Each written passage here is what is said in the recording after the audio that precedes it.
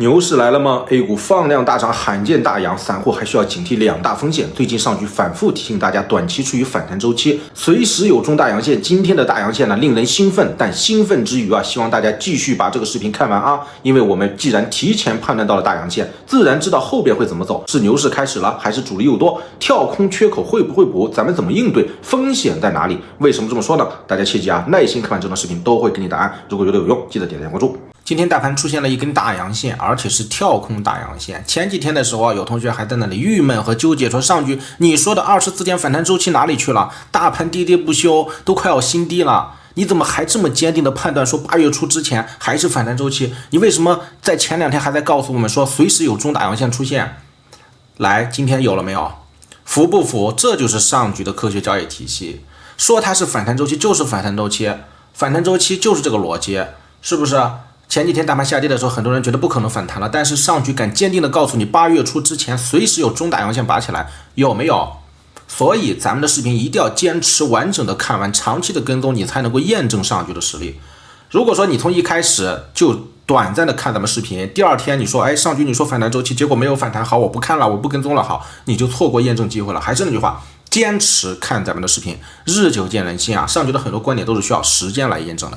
好，那么今天跳空大阳线出现以后，意味着什么呢？我相信只要是前边一直在跟踪上局复盘视频的同学，跟踪咱们直播的同学，一定知道这个反弹意味着什么。因为我们不仅仅是对大盘后边走势的一个分析，而且是提前给你策略的。比如说4月初以来，咱们判断人工智能为代表的科技系列行业进入中期调整，时至今日，你发现我们判断是对的。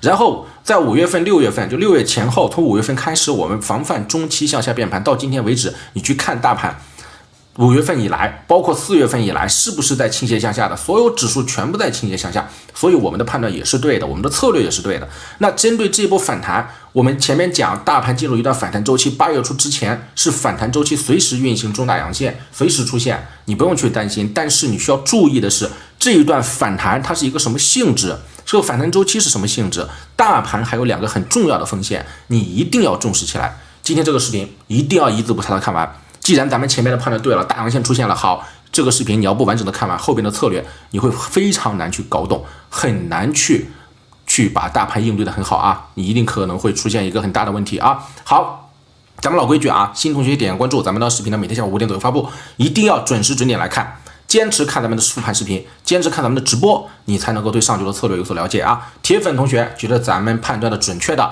给咱们长一点的3秒钟来个强烈赞，好吧？感谢咱们铁粉同学的支持啊，非常感谢。好，那么接下来进入咱们的一个分析，这里呢中大阳线来了，我们先回顾一下，咱远了不说，就说为什么上局前面会给你们判断大盘随时出现中大阳线。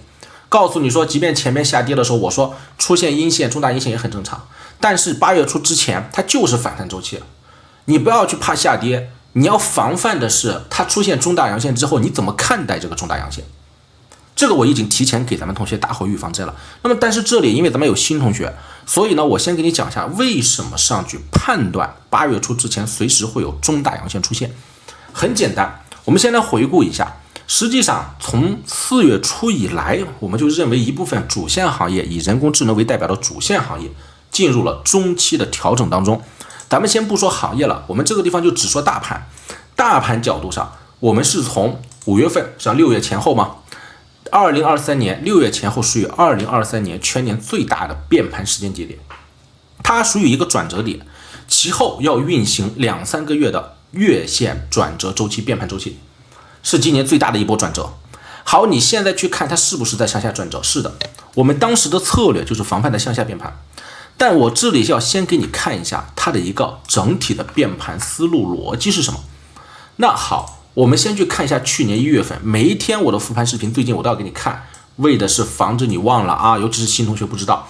来，这是2022年去年1月前后的一段变盘周期，它那段变盘周期也是向下变盘的。是吧？运行了一段向下变盘，整体的变盘时间周期也是2-3个月，从4月份开始变盘，一直到4月底才结束。那它整个变盘逻辑是什么呢？打开我们的看盘系统，你现在看到的这个页面呢，就是咱们的科学交易看盘系统。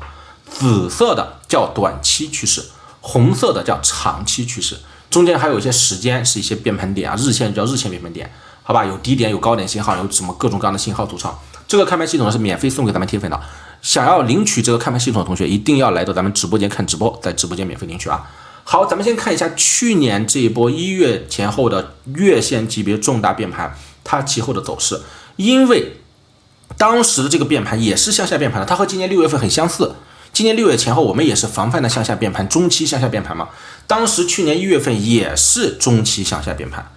所以你对于现在这一波变盘不知道怎么走的，你去看一下去年这波变盘，你就有所了解，心中有数啊。它这波变盘开始变盘以后呢，我运行台阶式下跌，第一波下跌，这是第一个台阶。下跌以后呢，会出现因为乖离率增大导致于的这种修复性的反弹，所以我出现反弹。可是反弹为什么力度很小？因为它中期是向下的，而反弹在哪个地方夭折呢？就是这个红色的长期趋势。它没有上去，被它压制了，没有站稳，所以我接着出现什么？第二波调整，叫第二个台阶的下跌，下来创新低，下来创新低以后，又出现什么？修复乖离率的反弹，我接下来再进行第二波的反弹，同样的，我还是被长期通道压制，我还是没有站稳，所以我出现第三个台阶的下跌。到这个时候，你算一下时间，恰好2-3个月周期过去了，变盘进入末期了，我再构筑底部形态，开始一段周线级别的超跌反弹。所以，针对上一波变盘，我们再到这一波变盘，你再去对应一下，你会发现一个很神秘的地方。好吧，接下来咱们铁粉同学一边看咱们接下来的分析，给咱们扣一波666支持一下啊！你的666对咱们来说非常重要，大家都去扣一下，好吧？非常感谢啊！好，我们先接下来看这一波。这一波也是一样，首先变盘运行第一波下跌，看到没有？第一段下跌，下跌之后呢，我要出现修复乖离率的反弹啊。至于什么叫乖离率，新同学可能不懂，不要紧，你点好关注，坚持来看咱们的复盘视频以及我们的直播，好吧？我们会给大家普及这个乖离率的知识点啊。来，第一段下跌之后呢，你回忆一下，它要干嘛了？修复乖离率，修复乖离率运行反弹，反弹冲什么呢？冲红色的长期趋势，冲长期趋势以后呢？好，无法站稳，有压力，因为它中期是向下的，所以我接下来要下跌第二个台阶创新低，创新低以后乖离率增大怎么办呢？我再运行修复乖离率的反弹，又冲到红色的长期趋势，对吧？那么好，接下来我干嘛呢？我应该再下来创新低，第三个台阶了。但是就在这个地方出现了一个底部结构的信号，看到没有？这个底部结构信号就是今天大阳线的原因。底部结构代表24天反弹周期。新同学一上来一听反弹周期，是不是代表涨24天呢？当然不是了，我们当天上去就给你讲了，这个信号代表24天反弹周期。但是反弹周期不是天天涨，它可以横盘震荡，它可以弱势，它也可以强势。因为中期是向下的，所以在中期向下的一个前提之下，它的反弹一般就是说横盘震荡或者弱势。所以你看，最终今天这个中大阳线证明什么？它就是反弹周期了，它又涨回来了。它只不过是从底部结构出现以后再横盘来回折腾，对吧？我们说这个底部结构有什么样的逻辑你需要重视呢？2点，听好了。第一点，本来按理说它是要从这个位置我下来再创新低的，破3144的新低，运行第三个台阶的下跌，因为碰到长期趋势下来创新低嘛。但是就因为出现了这个信号，所以当时我们说它创新低的概率很小了，它运行反弹周期24天。这个结构，第一个逻辑，它导致这个地方没有创新低。就如果没有这个结构，早就创新低了。你别看这一波到现在为止，整个反弹反弹周期它是横盘震荡的，就是横盘区间来回震荡。可是如果没有它，早就创新低了。这是它第一个逻辑，它一定是有效的。第二个逻辑，当时我让大家一定要注意它的时间周期、时间点。就这个结构，它在我们科学交易里边，它理论作用24天左右。什么叫科学交易？就是不看涨跌，不靠预测，不听消息，完全遵循科学交易体系的信号规则标准。那这个结构信号的标准是什么呢？就是24天的反弹周期。同理，顶部结构的标准是什么呢？你看这个位置，5月11号曾经出现过，叫24天调整周期。但是它当时那段调整周期，你会发现它也并不是说天天涨，在调整周期里面，它实际上只跌了2根大阴线，其他时间全部是在震荡、横盘震荡或反弹的，整体是向下的。所以这个底部结构出现以后，我也跟你讲了，我说底部结构你重点注意的是24天反弹周期，而不是它中间怎么走。啊，你不要根据这个去做短线。我们这一波我们的策略是整个中期调整结束以后，中期变盘结束以后，去抄底做下半年的中期大反弹机会。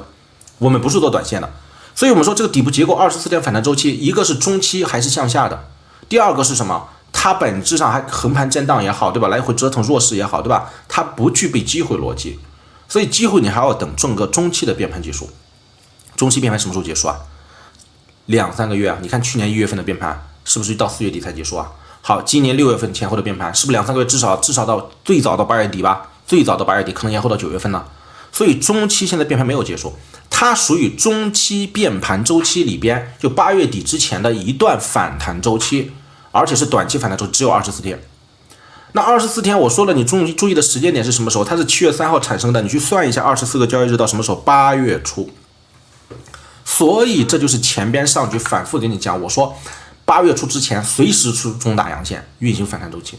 前面大盘跌的时候，有不少人来到我的视频底下留言说上局打脸了，死不承认啊！你说调整周期，明明它跌了，你还死不承认。